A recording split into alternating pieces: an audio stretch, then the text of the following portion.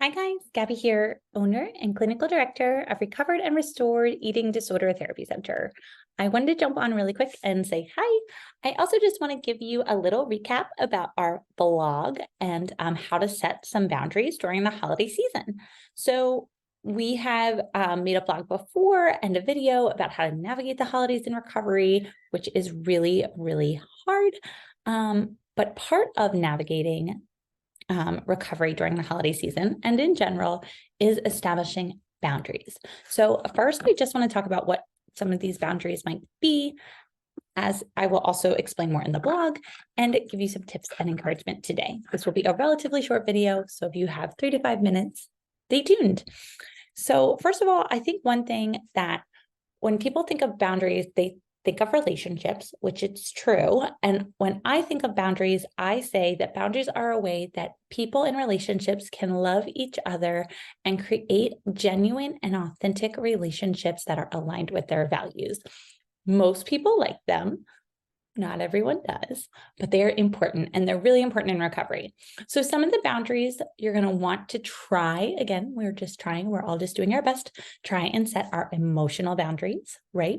What do you need in certain experiences? How do you need to feel this holiday season as you navigate recovery? How can you maybe sit with some discomfort, but also how can you maybe get support? Also, social boundaries. What do you have the capacity to do? This season can be really hard, really busy. And although it is the most wonderful time of the year, as they say, it is often the most grief-filled and hectic time of the year as well for many people. So yes, it can be wonderful, magical, and all the things, but it is important that we're setting social boundaries. So a social boundary would just be knowing what you have the capacity for and what's maybe going to fill you up when it comes to social engagements. So maybe that's where we go to the Christmas Eve party, but we don't go to the 3 parties, or we do a holiday cookie exchange, but we don't do 4 holiday cookie exchanges. Whatever it may be, whatever is coming up for you, whatever is really, pressing for you socially, make sure that you are just taking care of you in that process and evaluating what your needs are and what your kind of like social battery is during this season. And also that we aren't using social events to kind of stuff all the feelings, because we got to feel the feels, because when we feel our feelings, that is how we heal and continue navigating recovery.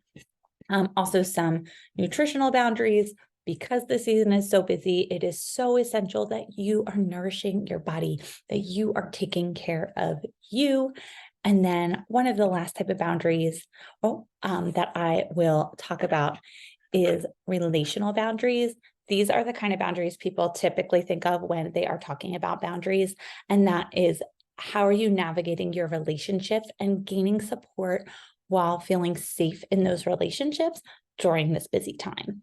So these are just some of the boundaries that if I were your therapist, or if you're in therapy, I would encourage you to talk about, or if you are struggling and you're just trying to navigate what boundaries are, whether it's during the holiday season or just in general, I would encourage you to explore.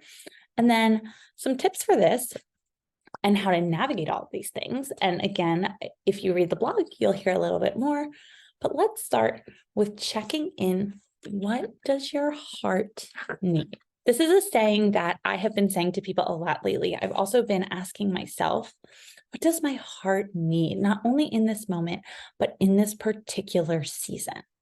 That is my wish for everyone this holiday season, that you get exactly what your heart needs. But I know that that is not always feasible, because again, life is hard.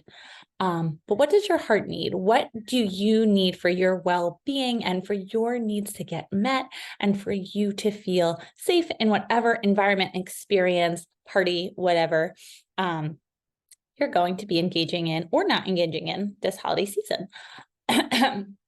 Also, I would encourage you to communicate. I always say, find your tribe, hold them tight. Also, communicate with them. You are not a burden. They love you and they want to know how to help you. Sometimes we need to just sit with people. If you are the person helping, we need to just sit with people in their stuff And that is so valuable. And sometimes people want advice. It's okay to ask, hey, do you want my advice right now? Or do you just want me to be with you? Both powerful, both okay. And it's always okay to ask. As the person in the place receiving the support, it's okay to say what you need.